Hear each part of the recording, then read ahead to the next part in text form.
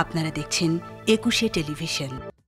আমন্ত্রণ জানাচ্ছি প্রিয় দর্শক। 21 রাতের দিন যত যাচ্ছে ততই যেন রাজনৈতিক দলগুলোর মধ্যে নির্বাচন নিয়ে এক ধরনের শঙ্কা, এক ধরনের সন্দেহ জাগছে। যদিও তারা বলছেন যে আমরা আস্থা রাখতে চাই বর্তমান সরকারের উপরে, আর বর্তমান সরকারও নিশ্চয়ই এতদিন পরে এসে 4 মাস 4.5 মাস পরে এসেও নির্বাচনের কোনো রূপরেখা স্পষ্টভাবে দাঁড় করাতে পারেনি। এই অবস্থায় আসলে সরকার এবং রাজনৈতিক দলগুলোর মধ্যে সম্পর্কটা কোন জায়গায় রয়েছে, নির্বাচন নিয়েও তারা কি ভাবছে, এই বিষয়ে আলোচনা করবে। এই বিষয়ে আলোচনার জন্য 21 স্টুডিওতে আজ উপস্থিত রয়েছেন নাগরিক ঐক্যের সভাপতি মাহমুদুর রহমান মান্না, রয়েছেন বিএনপি দলীয় সাবেক সংসদ সদস্য হারুনুর রশিদ।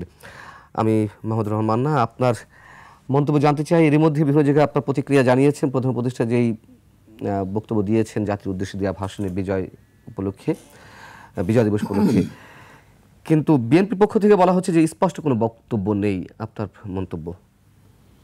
আমার সাথে বিএনপির কোনো কথা হয়নি এখন পর্যন্ত। মির্জা ফখরুল ইসলাম আলমগীর আজও বলেছেন যে আজকে যেটা বলেছেন, একই সময় আমরাও সংবাদ সম্মেলনে ছিলাম, ওইটার আমি অনলাইন ভার্সনও পড়তে পারি। আমি শুনেছি তারা মূলত মনে করছে যে বিষয়টা স্পষ্টতা নেই ইত্যাদি ইত্যাদি। আমার কাছে এইটা আবার স্পষ্ট নয় যে তারা কোনটার ব্যাপারে স্পষ্টতা পাচ্ছেন না। যেমন উনি একটা ডেডলাইন বলেছেন, বিএনপি প্রথম থেকেই বলছিল যে একটা রোড ম্যাপ দিতে হবে, এবং রোড ম্যাপেরই ধারণাটা ঠিক ছিল।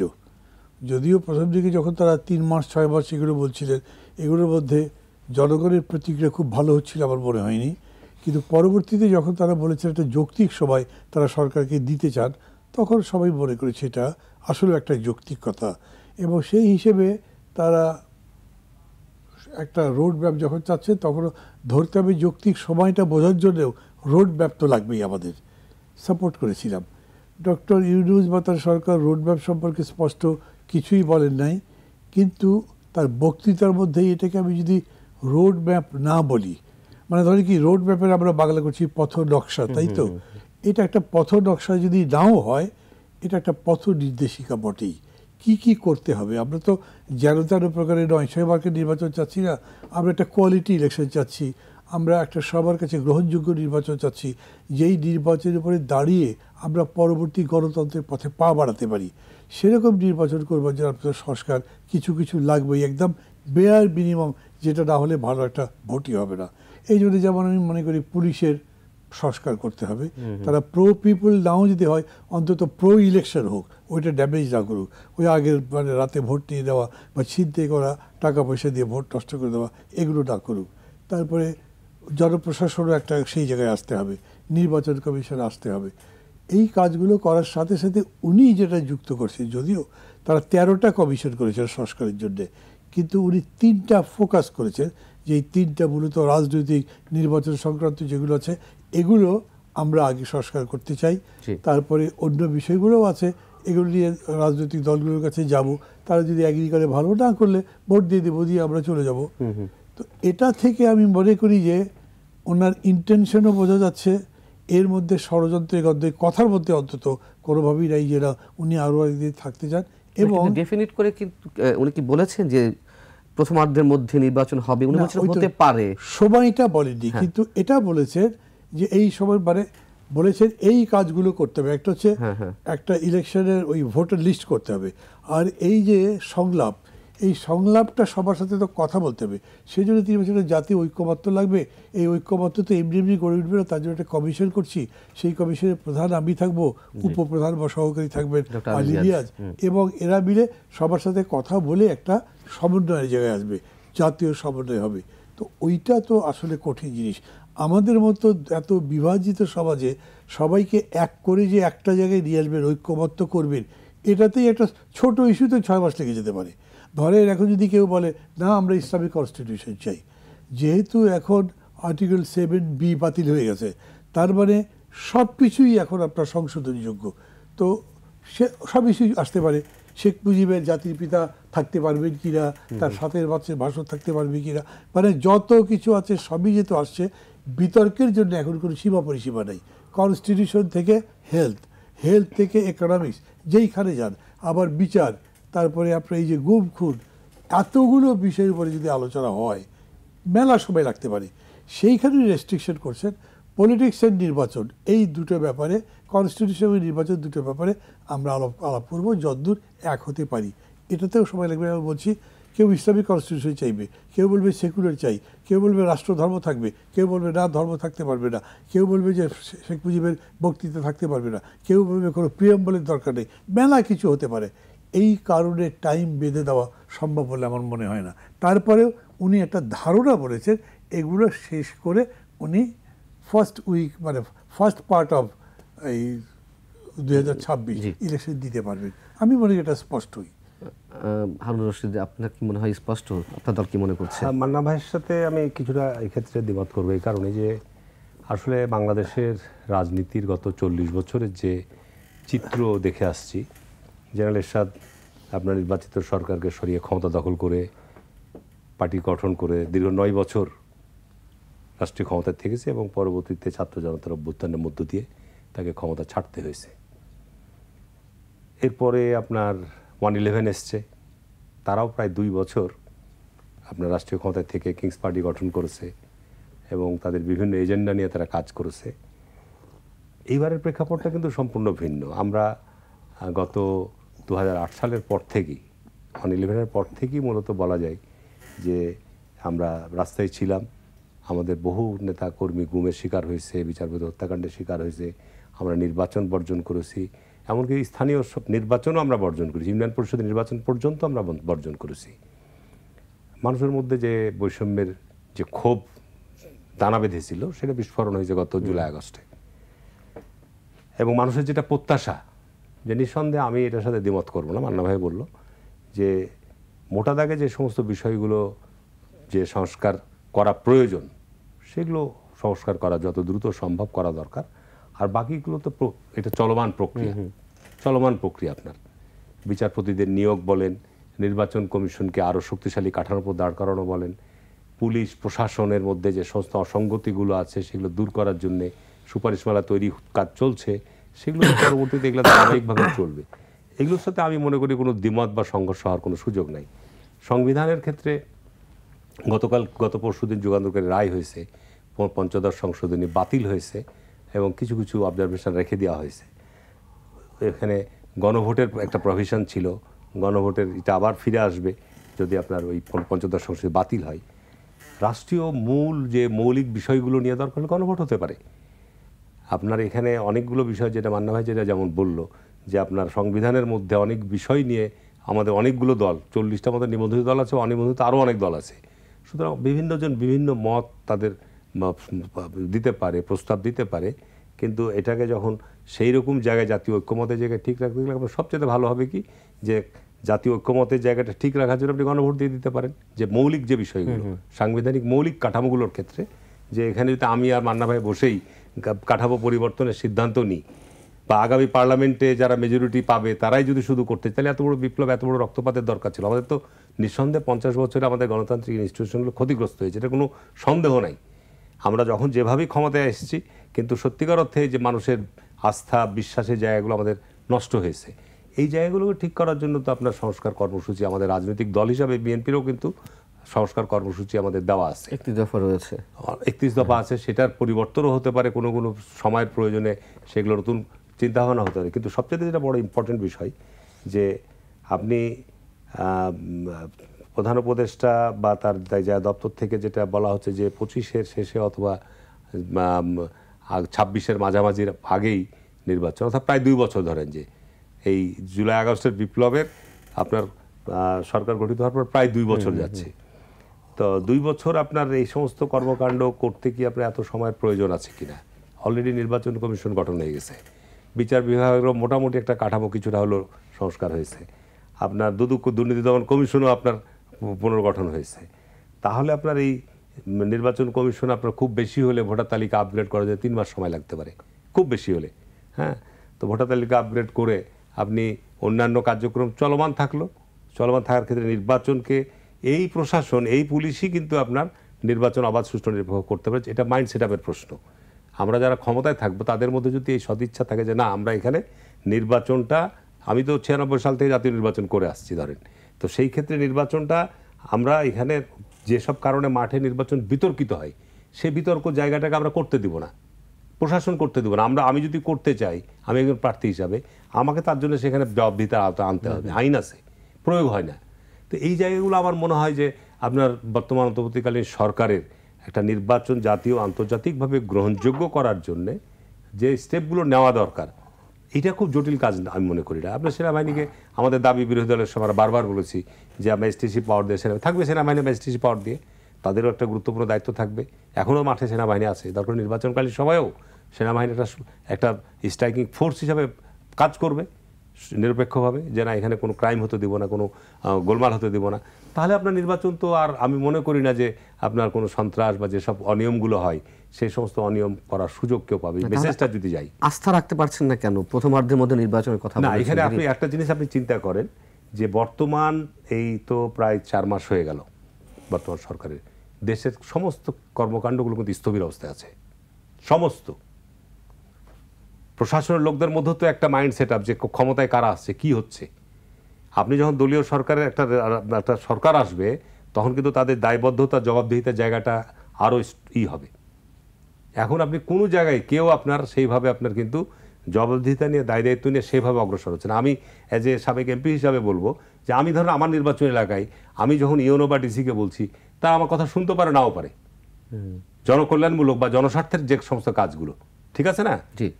কিন্তু যখন আমি এলাকায় নির্বাচিত প্রতিনিধি থাকবো তখন কিন্তু এই কাজগুলো তাকে শোনানোর জন্য আমি বলবো যে এটা আপনার দায়িত্ব, এটা আপনাকে করতে হবে 7 দিনের মধ্যে, ঠিক আছে না?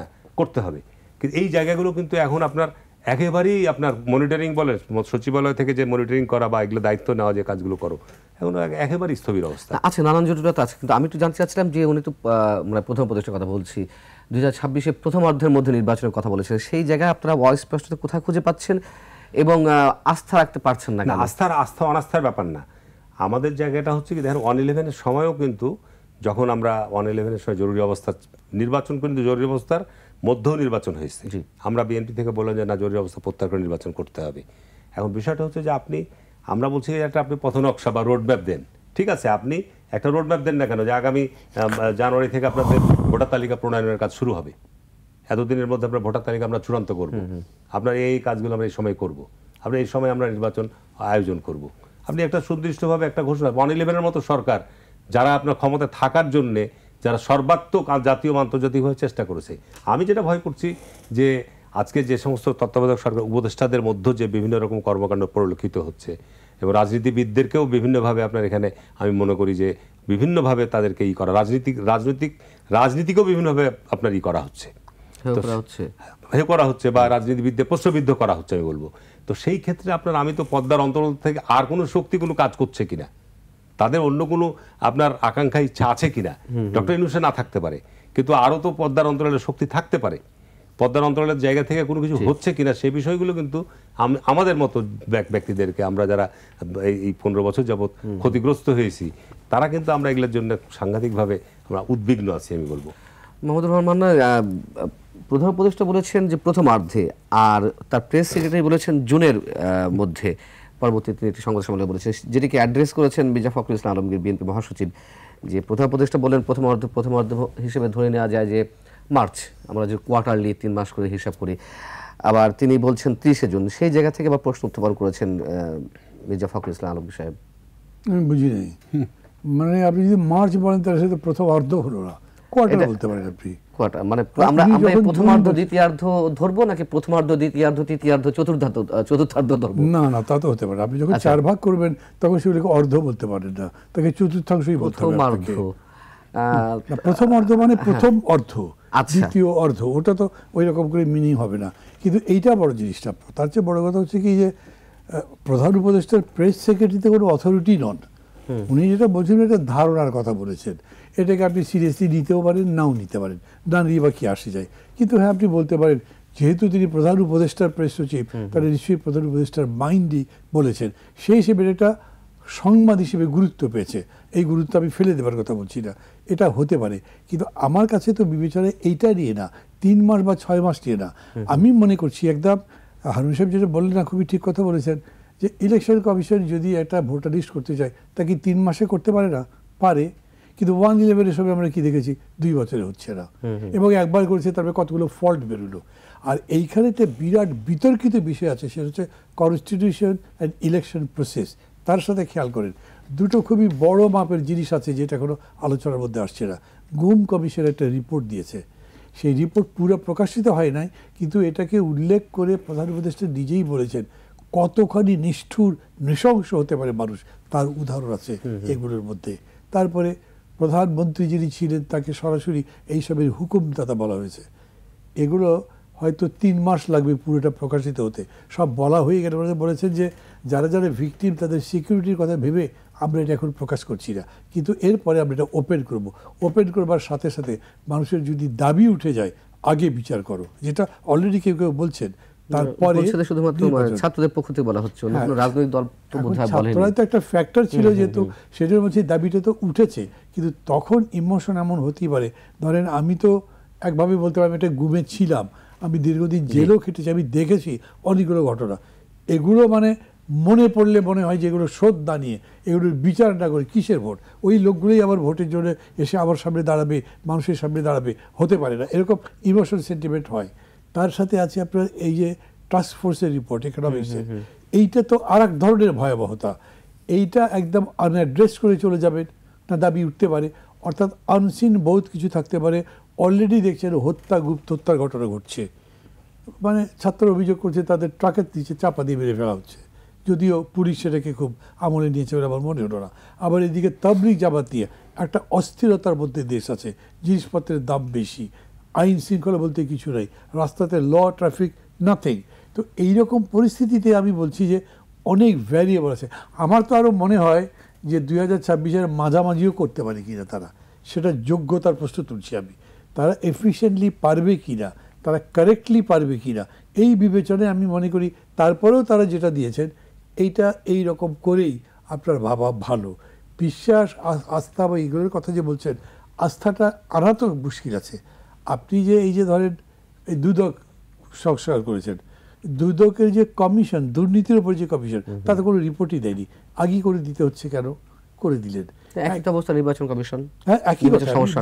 নির্বাচন কমিশনের কথাও বলতাম আমি বলছি যে তারপরে দেখবেন আজকে প্রথম আলোতে নিউজ আছে যে কমিশন যে সমস্ত রিপোর্ট দিতে হবে, স্বাস্থ্য, জনপ্রশাসন আর একটা কি যেন, এগুলোর উপরে ক্ষোভ বিক্ষোভ দেখাচ্ছে, বিচার, এগুলো ক্ষোভ দেখা দিচ্ছে। তার মানে আপনি রিপোর্ট দেবেন, সেটা আলোচনা হবে, ওটা ফাইনাল হবার পরেও বিতর্ক হবে, এই দেশে তো হয়। ওই কারণে আমি মনে করছি যে ওইখানে স্পেস রেখে দেওয়া ভালো, না হলে আপনাকে কিন্তু ওই দগদগে ঘা নিয়েই ভোটের মধ্যে যেতে হবে। সবাই প্রশ্ন তুললো যেটা অসুস্থ, এটা রুগ্ন, এটা দিয়ে হবে না, কিন্তু আপনি বললেন না আমি তো ডেট ডিক্লেয়ার করেছি, আমাকে করতেই হবে, এই রকম জায়গায় যাওয়ার দরকারই বাকি। আমাদের অত তাড়াহুড়ার ব্যাপার নেই যদি আমরা আস্থা অনাস্থার সংকটে না পড়ি। এখানে আস্থা অনাস্থা আছে, হয়তো সংশয় হচ্ছে। আর একটা কথা জনাব হারুন যে বললেন, এটাও একটু পরিধানযোগ্য আমি মনে করি। উনি বললেন আমরা যে ফোর্স আছি তার বাইরেও তো কোনো শক্তি থাকতে পারে, ভেতরে ভেতরে কাজ করছে, যে শক্তি আমরা দেখতে পাচ্ছি না, থাকতেও তো পারে, কে জানে। এর মধ্যে কত কিছু উস্কে দেওয়া হচ্ছে এবং কত নতুন নতুন ফোর্স মাথা চাড়া দিচ্ছে, সব কিছু মেলান যদি, তাহলে আমি ভাই তড়িঘড়ি করবার পক্ষে রই। আবার যত বেশি দেরি হবে নির্বাচন সরকার না আসা পর্যন্ত, তখন তো মানে কনস্পিরেসি গ্রাউন্ডটা আরো বেশি উর্বর হবে। আমি তো বলবো কুইকেস্ট টাইম করা হোক, কিন্তু এরকম না কুইকলি করো, তড়িঘড়ি তা নয়, এই বলছি। এইটা নির্ভর করছে নেতৃত্বের যোগ্যতার উপরে, পুরা জাতির বিচক্ষণতার উপরে, এবং ওইটুকুর উপর আপনাকে নির্ভর করতে হবে। If you make a mistake, it is a mistake, ওটা তো অন্য কোনো উপায় নেই। এইখানে আমি তাই বলছি, ধরেন এই যে পুলিশ প্রশাসন 4 মাস হয়ে গেল, কোনো পুলিশ প্রশাসন আছে নাকি ওই অর্থে? ঠিক মতো তো কোনো জায়গাতেই কাজ করছে না। এই 4 মাসের রেজাল্ট দেখলে আমার মনে হয় এরা যে আরো 12 মাসই পারবে কিনা কে জানে। হারুন রশিদ, যেটি প্রসঙ্গক্রমে আসছে এবং ছাত্রদের পক্ষের দাবি যে আওয়ামী লীগ বা ফ্যাসিস্ট, তারা বলছে ফ্যাসিস্ট দলের বিচার না করা পর্যন্ত নির্বাচন নয়, অর্থাৎ বিচার করে নির্বাচন, এ বিষয়ে প্রতিক্রিয়া, কতদিনে বিচার হবে, কি হবে? তো একটা দীর্ঘ প্রক্রিয়ার ব্যাপার। আপনি বিচার শুরু করলে তার নিষ্পত্তি শেষ হতে অনেক সময় লাগবে। এটা আবেগ ইমোশন থেকে এটা হতে পারে, আমি এটার সাথে দ্বিমত করব না। বিচারের ব্যাপারে আমি 100% একমত যে এই সমস্ত অপরাধীদের, শেখ হাসিনা সহ তার দোসরদের বিচার অবশ্যই হতে হবে, নাহলে দেশ ভালো হবে না, দেশ ভালো হবে না। সুতরাং আজকে প্রধান উপদেষ্টা রাজনৈতিক দলগুলোর সঙ্গে মিলিত হচ্ছে। সুতরাং নির্বাচনের মধ্য দিয়ে যারাই ক্ষমতায় আসুক, মৌলিক কিছু বিষয়ে আপনার সিদ্ধান্তে ঐক্যমত আসতেই হবে। যে আজকে মান্না ভাই যে বিষয়গুলো বললো, আমি গম কমিশনের রিপোর্ট যেটুকু পড়েছি খুবই লোমহর্ষক, এবং একমাত্র বলবো যে তাহলে তো এটা অন্তর্বর্তীকালীন একেবারেই রিপোর্ট। বলবো যে একমাত্র এখানে সাহসিকতার সাথে আমি ধন্যবাদ জানাচ্ছি গুম কমিশনের চেয়ারম্যানকে, যে উনি বাস্তব কিছু চিত্র, সঠিক তথ্য উনি অন্তত জাতির সামনে প্রকাশ করেছে, যে কি হয়েছে, কি ঘটেছে। এই জিনিসগুলো কিন্তু আমি আমার মানে এত এত বেশি এটা নিয়ে হয়েছে কল্পনাও করা যায় না। সুতরাং এই অপরাধের সাথে জড়িত কারা, সে গুম কমিশনের মধ্যে এসছে র্যাব, এবং সেখানে আপনার সশস্ত্র বাহিনীর লোকরা, ডিজিএফআই, আপনার এই সমস্ত লোকের বেশি সর্বোচ্চ পরিমাণ তারাই গুম এবং বিচার হত্যাকাণ্ডের সাথে জড়িত। তো সুতরাং এইটা আমাদেরকে রাজনৈতিক নেতৃবৃন্দদেরকে ঐক্যমতে আসতে হবে, যেটা ছাত্ররা চাচ্ছে, যে এই এত বড় একটা অপরাধ, আমি 15 বছর তো হয়েছে, লাস্ট সর্বশেষে যে গণহত্যাটা চালালো হলো, এতগুলো মানুষকে তারা আহত করলো, এটার বিচার হতে হবে না? এত রাষ্ট্রীয় সম্পদ পাচার করেছেন, বিচার হতে হবে না? এই জায়গাটাই আপনার আমাদের দেশে হয়নি অতীতে। বিচার কিন্তু আপনি চিন্তা করেন যে বিচার কিন্তু অনেক লম্বা সময়, আপনি একটা আদালতে বিচার হবে, তারপর আপিল হবে, তারপর আপিল হবে, এটা আপনার দেখা যাবে চূড়ান্ত সাজা কনফার্ম করতে আপনাকে 1 যুগ পার হবে, ঠিক আছে না? ট্রাইব্যুনাল গঠন করে করলেও আপনাকে একটা লম্বা 4-5 বছর সময় যাবে। তো সেই পর্যন্ত আপনি নির্বাচন বন্ধ রাখা, এটা আপনি দেশে যে ক্রাইসিসগুলো আসছে, মান্না ভাই বলেছে, যেখানে আপনার আইন শৃঙ্খলার সমস্যা আছে, দ্রব্যমূল্যের সমস্যা আছে, ডেভেলপমেন্টেরও ব্যাপারে সিদ্ধান্ত নেওয়ার বিষয় আছে, যে আপনি আমাদের আন্তর্জাতিক সহায়তা প্লাস জাতীয় আমাদের জিডিপি থেকে যে বিষয়গুলো, সেগুলোর আপনার সিদ্ধান্তের প্রশ্ন আছে। যতই আপনি যে কোনো এক্সপেরিমেন্টই করেন না কেন পৃথিবীতে, যে কোনো দেশেই ডেমোক্রেসির ওপর আর কোনো শাসন ব্যবস্থা নেই। আমাদের তো গণতান্ত্রিক জায়গাটাতে আমাদের চর্চার এই 50 বছর আমরা যেতে পারিনি। আমরা এখনো গণতন্ত্রের শিশু পর্যায়ে আছি। আমরা বারবার হোঁচট খেয়েছি, বারবার হোঁচট খেয়েছি। আজকে শিক্ষা প্রতিষ্ঠান, আমি মান্না ভাই, আমরা শিক্ষাঙ্গন থেকে বেরিয়ে এসেছি, জাতীয় পর্যায়ে এখন আমাদের পরিচিতি আছে। আজকে কত 15-20 বছর বলতে পারবেন আপনার যে আজকে শিক্ষাঙ্গন থেকে একজন কোনো নেতা তৈরি হয়েছে? তাহলে আজকে যে রাজনৈতিক দুর্বলতা বা যারা ভবিষ্যতে জাতির নেতৃত্ব, কোথায় একটা বিরাট ভ্যাকুম তৈরি হয়েছে। সুতরাং আজকে এই জায়গাগুলো তো ভাবতে হবে, সবাইকে ভাবতে হবে। সুতরাং আজকে ছাত্রদের মধ্যে যে ইমোশন কাজ করছে, ছাত্রদের এই জায়গাগুলো, যেহেতু তারা 15 বছর সত্যিকার অর্থে তারা তো একটা হতাশার মধ্যে, রাজনীতিকে করতে চাইতো না। আমার নিজের ছেলেরা বলছে, কেন তোমরা দেশে আসো? তো রাজনীতিতে যে গত 15 বছর যে দুর্বৃত্তায়নগুলো হয়েছে প্রযুক্তির যুগে, তারা সবকিছু দেখছে, গোটা বিশ্ব দেখছে। সেখানে বাংলাদেশে কি হচ্ছে তারাও সেটা দেখতে পাচ্ছে, যে কারণে বাংলাদেশের মধ্যে তাদের একটা বিতৃষ্ণা তৈরি হয়ে গেছিল।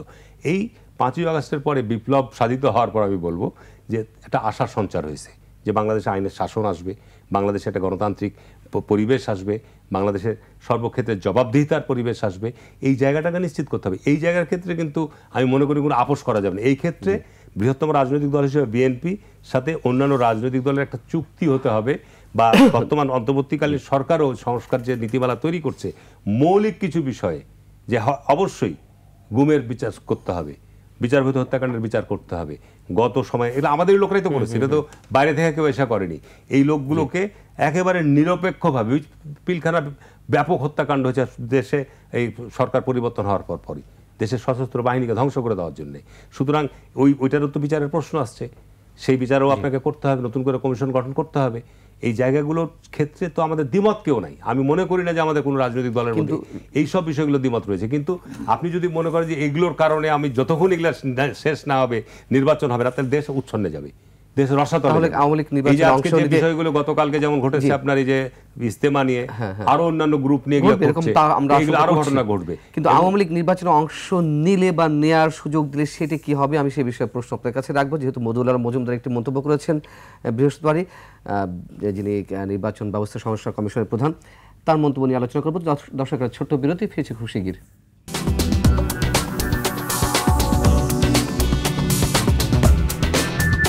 আবার আমন্ত্রণ 21 রাতে। আজকে 21 স্টুডিওতে আমাদের সঙ্গে আলোচনায় রয়েছেন মাহমুদুর রহমান মান্না, নাগরিক ঐক্যের সভাপতি এবং সাবেক সংসদ সদস্য বিএনপি দলীয়, হারুনুর রশিদ।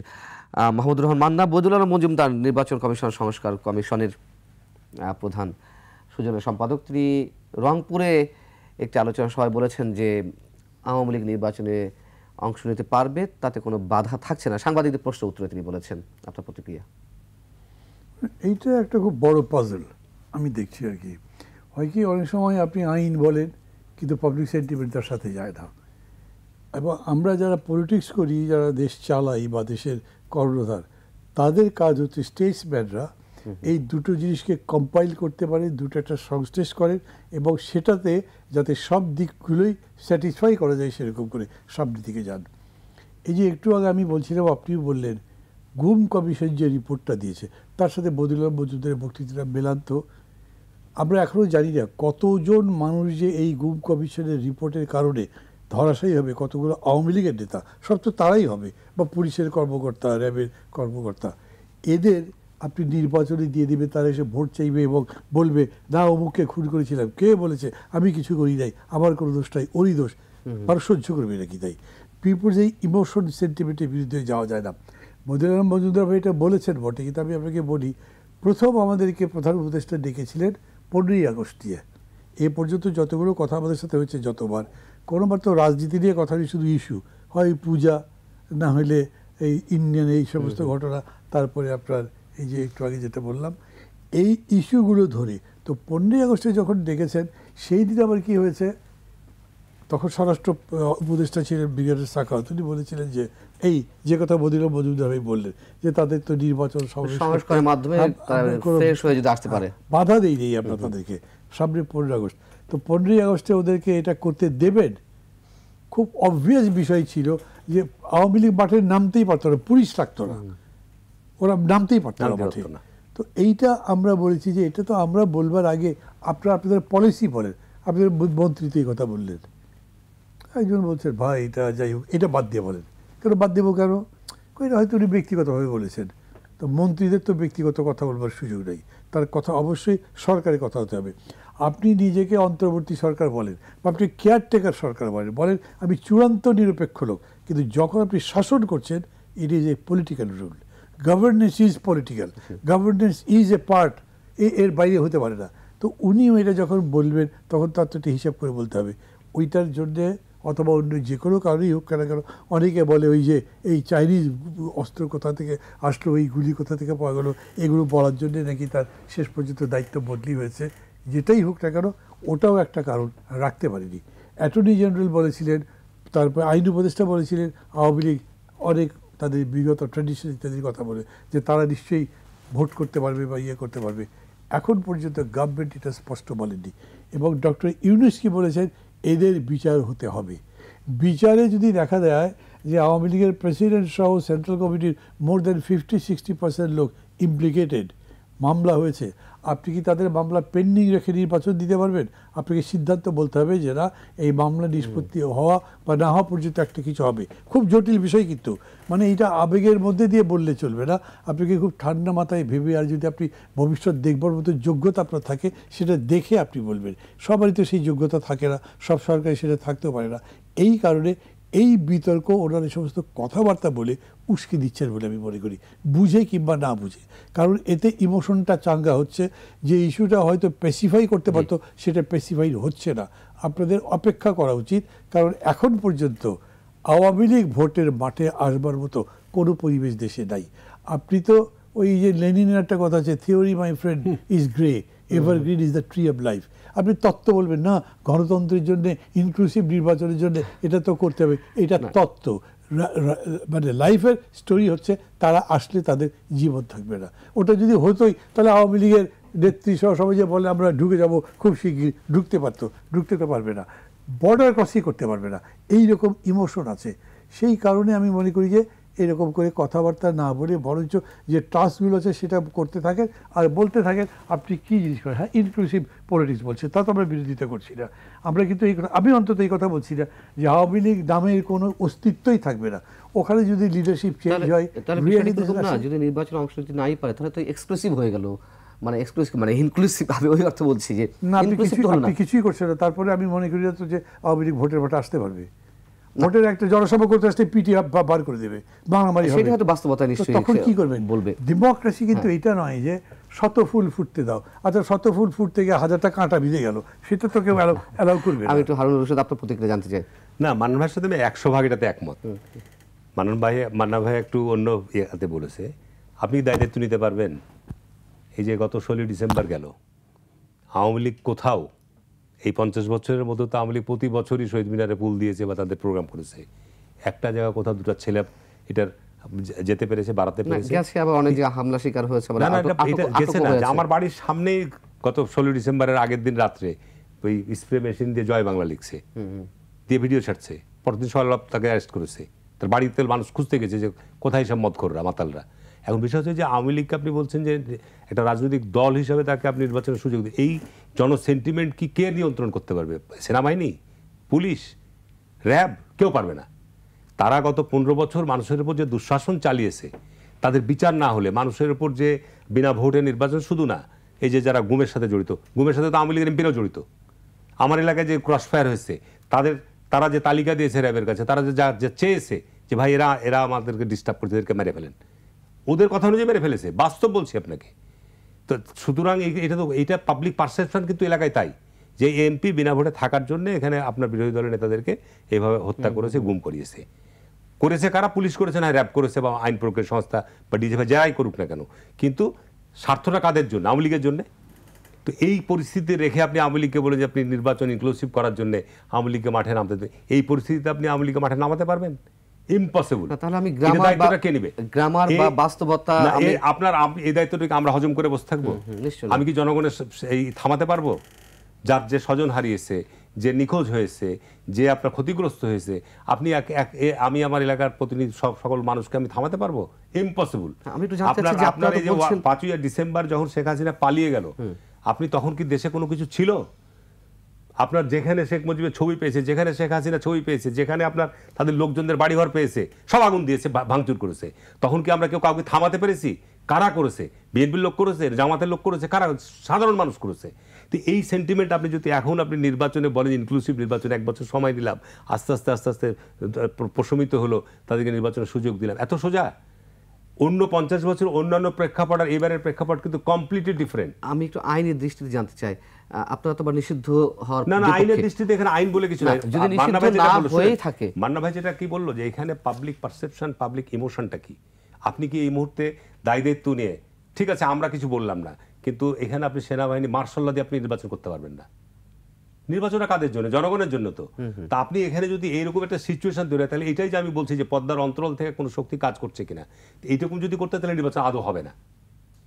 যদি এই সমস্ত এজেন্ডা, এই সমস্ত কোনো চিন্তাভাবনা থেকে থাকে, তাহলে তো আপনি দেশে আলটিমেটলি হবে কি, সেনা শাসন আসবে বা অন্য কোনো শাসন আসবে। অসম্ভব। এই এত বড় ঘটনার পর শেখ হাসিনার বিচার হবে না, শেখ হাসিনা ভারতে বসে থাকবে। অবশ্যই হবে, কিন্তু আমি একটু বারবার জানতে চাচ্ছি, যেহেতু নিষিদ্ধ হওয়ার বিপক্ষে আপনারা, নিষিদ্ধ তো পরের প্রশ্ন, নিষিদ্ধ তো আরো পরের প্রশ্ন। তাদের তো এখন বিচারের প্রক্রিয়া, তাহলে আমি আওয়ামী লীগের কথা বাদ দিলাম। নিষিদ্ধ করতে আমরা তো নিষিদ্ধ করার বিষয়ে আমি বলতে যাব না। আমার কথা হচ্ছে তাদের আন্তর্জাতিক ট্রাইব্যুনালে বিচার হচ্ছে, তাদের আরো মামলা হবে, সেগুলো ট্রায়ালে আসবে, বিচার হবে। তো বিচারটা হতে দেন, ব্যক্তি পর্যায়ের বিচার তো চলমান থাকবে। বিচার আরো যে সমস্ত মামলা হচ্ছে আস্তে আস্তে আস্তে আস্তে বিচার তো হচ্ছেই, শুরু তো হয়েছে, সুতরাং এটা বিচার চলতে থাকবে। এটা তো কালকে শেষ হয়ে যাওয়ার পরশুদিন শেষ হবে না। কিন্তু এইগুলো আপনার বিচার বন্ধ রেখে দিয়ে বা বিচার চলমান থাকা অবস্থায় এই সমস্ত অপরাধীদেরকে আপনি নির্বাচনে অংশগ্রহণ করার সুযোগ দিবেন, তারা আপনার মাঠে ঘুরবে, এটা কি সাধারণ মানুষ মেনে নেবে? আমি বিএনপিকে বাদিয়ে দিলাম, মেনে নেবে আপনি কতগুলো মানুষকে আপনি গুম করেছেন, কত মানুষকে আপনি বিনা বিচারে হত্যা করেছেন। এই অবস্থা, মানুষ আইনের আশ্রয় নিতে পারেনি। আমাদের মতো লোকদেরকে, মান্না ভাইয়ের মতো লোকদেরকে আপনি বাড়ি থেকে উঠিয়ে নিয়ে এসে নাশকতার মামলা দিয়েছেন, জঙ্গি মামলা দিয়েছেন। এটা কল্পনা করে যে এখন বলুক তো, আমি আপনাকে দায়িত্ব নিয়ে বলছি, আমার নির্বাচনী এলাকায় জঙ্গি নাটক সাজিয়ে বিভিন্ন অপারেশনের নাম দিয়েছে, কোন সবজি বিক্রেতা, কোন মুরগি বিক্রেতা ধরে নিয়ে গিয়ে তাদের এলাকায় সেই ধরনের কোনো অবস্থানই নাই, অথচ তাদেরকে জঙ্গি সাজিয়ে ওখানে আপনার কী সব ঘটনা ঘটিয়ে ফাটফুট সাউন্ড গ্রেনেড, বোমা টোমা ফাটিয়ে বা সামনে হেলিকপ্টার নিয়ে উঠে চলে এসছে। আজকে জবাব দিতে পারবে সরকার? 15 বছর যে এই অপকর্মগুলো করেছে, গোটা দেশের ভাবমূর্তিকে আন্তর্জাতিকভাবে নষ্ট করেছে, যে বাংলাদেশে এই 4 মাসের মধ্যে বাংলাদেশে কোনো জঙ্গির ঘটনা আছে? বলেন, কোনো জঙ্গির ঘটনা আছে? এখন তো পুলিশ প্রশাসন বা আইন প্রয়োগের সংস্থা সেরকম কোনোই নাই। তো এই যে এই কাজগুলো যে গত 15 বছর সরকার করেছে, তাকে বিচারে আনতে হবে না বলছেন আপনি? এগুলো বাদ দিয়ে তাদেরকে নির্বাচনের সুযোগ দিতে হবে। বদিউল মজুমদার বলে থাকলে উনি কী কারণে বলেছে, কী উদ্দেশ্য আমি বলতে পারবো না, কিন্তু এই ধরনের বিষয়গুলো বলে কিন্তু জনগণের মধ্যে একটা, যে বললাম যে আপনার যে পিছনে অন্য কোনো শক্তি কাজ করছে কিনা, পিছনে অন্য কোনো উদ্দেশ্য আছে কিনা, এগুলো আমাদের মধ্যে একটা স্বাভাবিক কারণে আমাদের মধ্যে একটা কিন্তু উদ্বেগ তৈরি হচ্ছে। আমরা কেন বলছি যে তাড়াতাড়ি আপনার নির্বাচন করতে হবে, আপনি দ্রুত নির্বাচন রোডম্যাপ ঘোষণা করেন, এই সব কারণগুলোর জন্যই নির্বাচিত সরকার আসলে আমি বলি, আমি রাজনীতি করি, আমার একটা কমিটমেন্ট আছে, আমি প্রতিজ্ঞাবদ্ধ যে আমি এই সমস্তগুলো বিচার চাই। আমার এলাকায় যারা পুলিশ অফিসারই হোক, র্যাবই হোক, যারা আমার এলাকায় বিচার বহির্ভূত হত্যাকাণ্ডের সাথে জড়িত ছিল, আমি যেন রাজনীতি ছেড়ে দেবো। আমি পরিষ্কার বলছি, যদি এদের যদি যে সরকারি ক্ষমতা আসুক, এই অপরাধীদের যদি বাংলাদেশের বিচার না হয়, তাহলে কি জন্য আমরা লড়াই করলাম, কি জন্য আমরা 15 বছর আপনার এটার বিরুদ্ধে যুদ্ধ করলাম? এগুলো বিচার হতে হবে, বিচার হতে হবে, অবশ্যই হতে হবে। আমারই ভাই হতে পারে, আমারই আরেকজন আত্মীয় হতে পারে, তারাই অপরাধের সাথে জড়িত, কিন্তু তারা তো অপরাধ করেছে। অপরাধের আপনি বিচার করবেন না? আপনি বলেন কি? সেটাই হওয়া উচিত। মাহমুদুর রহমান মান্না, আমি আবার একটু ছাত্রদের প্রসঙ্গে আসি। আমরা জানি যে 495 জন উপজেলা চেয়ারম্যানকে অপসারণ করা হলো নানান অভিযোগে, এবং সিটি কাউন্সিলরদের একটা অ্যাসোসিয়েশন আছে, সেই অ্যাসোসিয়েশনের পক্ষ থেকে একটি আলোচনা সভার আয়োজন করা হয়েছিল, যেখানে ছাত্র সমন্বয়ক দল অনেকে ছিল। তারা দাবি তুলেছে যে তাদেরকে পুনর্বহাল করতে হবে, বা এইভাবে পুনর্বহাল ঠিক ওভাবে না বললেও বলেছে যে এইভাবে চলতে পারে না, অ্যাডমিনিস্ট্রেশন বা প্রশাসক দিয়ে কোনো কি বলে এটা জনপ্রতিনিধির কাজ চলতে পারে না। এর মধ্যে কি আবার অন্য কিছু আমরা খোঁজার চেষ্টা করবো কিনা? মানে অপসারণ করা হলো, তারপর আবার তার মানে কি স্থানীয় সরকার নির্বাচন আগে হবে? যদি আপনি অফিয়ারে বলছেন না স্থানীয় সরকার নির্বাচন আগে হবে না, সেটা ডিক্লারেশন এসেছে সরকারের পক্ষ থেকে, তাহলে এগুলো কি হবে? মানে কি তারা আবার কি বলতে চাচ্ছে? এদের মধ্যে আপনি কি খোঁজার চেষ্টা করছেন তা আমি জানি না, কিন্তু আমি তো খোঁজার দরকার দেখছি না। তারা তো ওপেনলি বলেছে কিছু কিছু কথা, যেমন ধরেন এটা সবাই জানে যে এই কাউন্সিলররা কি প্রক্রিয়াতে কোন সময় নির্বাচিত হয়েছে, এগুলোকে নির্বাচন বলা যায় কি না, নির্বাচন হিসেবে আপনি স্বীকৃতি দেবেন কি না। এই ছাত্রদেরকে আমি দেখেছি যে তারা পরপর 3টা সংসদ নির্বাচন বাতিল করতে বলেছে, এবং যারা যারা নির্বাচনে অংশ নিয়েছিল তাদের উপরে বিধিনিষেধ, মানে রাজনৈতিক নিষেধাজ্ঞা ইত্যাদি দেওয়া যায় কিনা সেগুলো প্রশ্ন তুলেছিল। এই সময়ের মধ্যেই তো নির্বাচন হয়েছে। এই নির্বাচনে সিটি কর্পোরেশনের চেয়ারম্যান হয়েছেন, উনি কোন হিসেবে যে ইনি এমপি ইলেকশন করেছেন তার চেয়ে বেটার, তাদেরকে নিয়ে তারা বসছে। এটা গভর্নমেন্ট সিদ্ধান্ত করেছে, বাতিল করে দেওয়া হয়েছে, সেটাকে তারা রিভাইভ করতে বলছে। এবং সেখানে বলছে যে এই জন্যে আমরা ওই সজীব ভুইয়া, আসিফ মাহমুদ সজীব ভুইয়াকে বলবো আমরা, তো তোমরা বলবে এই কথার মানে কি দাঁড়াচ্ছে? তোমরা একসাথে আন্দোলন করেছো, আন্দোলন করবার পরে তোমাদের এই আন্দোলনে যা ত্যাগ স্বীকার করেছো, যাই করেছো, এগুলোর জন্য জাতি তোমাদের কাছে কৃতজ্ঞতা বোধ করে, মনে করে তোমরা একটা ভালো কাজ করেছো। কিন্তু সেই কাজের বিনিময় কি এটা যে আমি ক্ষমতার বলে তোমাদেরকে মুক্ত করে দেবো, যতই অপরাধ করো, তুমি আমার পার্টি করো? এবং তারাও আবার বলল যে আমরা আপনাদের সরকারকে সহযোগিতা করব ইত্যাদি সব বললো। এটা কিংস পার্টি, তাও আমি মনে করি এত নেকেডলি করা হয়নি। কিংস পার্টি ভেতরে ভেতরে সাপোর্ট দিয়েছে, কিন্তু এটা তো আপনি ওপেনলি থ্রু পাবলিক ডিক্লারেশন এটা করছেন যে তুমি আমাকে সাপোর্ট করো, আমি তোমাকে বিপদ থেকে উদ্ধার করব, অপরাধ তুমি যাই করো, ভোট তুমি পাও না পাও, তুমি কাউন্সিলর বৈধভাবে হও না হও। এইটা খুবই দুশ্চিন্তার কারণ। আমি অন্তত ছাত্রদের কাছে এইরকম প্রত্যাশা করি। আমি খুবই ক্ষুব্ধ এবং বিস্মিত, ব্যথিত আমি রীতিমতো। আমরা শেষ পর্যায়ে 2 মিনিট যেটা বলেছে মানে হয়তো খুব ঠান্ডা ভদ্রভাবে সবসময় তাই বলেন। এখানে বিষয় হচ্ছে যে আপনি নির্বাচন প্রক্রিয়া তো আছেই, এইরা গত সময় যে নির্বাচনের মধ্যে উপজেলা চেয়ারম্যানই বলেন, জেলা পরিষদ চেয়ারম্যান বলেন, পৌরসভার মেয়র বলেন, এমপি পর্যন্ত বলেন, এটাকে কি নির্বাচন বলা যায়? আমাদের দাবির প্রেক্ষিপ্তে তো আপনার উপদেষ্টা পরিষদ সিদ্ধান্ত নিয়ে তাদেরকে বাতিল করেছে, আবার তাদেরকে আপনি হাইকোর্ট থেকে, উচ্চ আদালত থেকে বলে আবার পুনর্বহাল করাবেন বা স্থানীয় সরকার থেকে করাবেন কি? কেন? তারা কি আপনার এই আন্দোলন সংগ্রামের সহায়ক শক্তি ছিল? বলতে পারবে যে গত যে জুলাই আগস্টের সময় তারা সব পালিয়ে গেছিল, কেউ ছিল না, কেন বাতিল করেছে? এটাও একটা কারণ। অধিকাংশ উপজেলার চেয়ারম্যান, অধিকাংশ মেয়র, মোর দেন 80% চেয়ারম্যান এবং মেয়র যারা আপনার এই ছাত্রদের উপর গুলি চালিয়েছে, মারধর করেছে, আমি আপনার দায়িত্ব নিয়ে বলছি, তারা পালিয়ে গেছিল, ছিল না, প্রায় 1 মাস তারা কোনো কাজে ছিল না। তো যে কারণে সরকার সিদ্ধান্ত নিয়ে তখন যেহেতু কাজ তার দায়িত্ব আছে, কাজ হচ্ছে না, বাতিল করেছে। আবার তাদেরকে যদি কোনো পক্ষ থেকে, কোনো স্টেক হোল্ডারের জায়গা থেকে যদি এসব দাবি করা হয়, আমি বলি এর মধ্যে অসৎ উদ্দেশ্য আছে, স্পষ্ট কথা, অসৎ। এটা ঠিক না, এটা ঠিক না। তাহলে আমাদের যে লক্ষ্য, আমাদের যে উদ্দেশ্য যে আমরা অপরাধীদেরকে বিচারের আওতায় নিয়ে আসবো, তাহলে তো আপনার এই কর্মকাণ্ড যদি থাকে, তাহলে তো আপনার অপরাধীরা আপনার বিচারের আওতা থেকে মুক্ত হয়ে যাবে। তবে তাদের যে লজিকটা যে এইভাবে তো দিনের পর দিন কোনো এলাকা চলতেও পারে না, মানে একটা বার্থ সার্টিফিকেট বা নাগরিকত্ব সার্টিফিকেট দিলেও কাউকে পাচ্ছে না। হচ্ছে যে ইউনিয়ন পরিষদ, সিটি কর্পোরেশন, পৌরসভাগুলো অনেকগুলো ডিজিটালি কিছু কাজের দায়িত্ব ছিল এই লোকাল গভর্নমেন্টের উপর, এগুলোর উপর। সেটা অস্থায়ীভাবে কাজ চালানোর জন্য, কাজ করার অন্য কোনো ওয়ে বাইর করার এটা কোনো কথা হলো নাকি? আপনি সেটা দায়িত্ব দেন, আপনি এই কাজগুলো করার জন্য।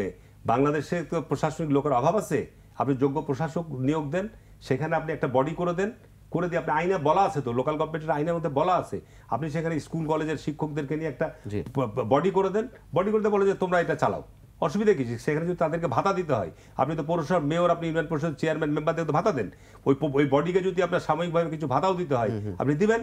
নিরপেক্ষ কিছু লোককে বসান, উপদেষ্টা পরিষদ যদি 30 জন নিয়ে বসে কাজ চালাতে পারে, তা আপনি প্রত্যেকটা উপজেলাতে 2 জন বা 1 জন করে আপনি সে দায়িত্ব দেন, তারা ওই কাজগুলো করবে, অসুবিধা তো কিছু নাই।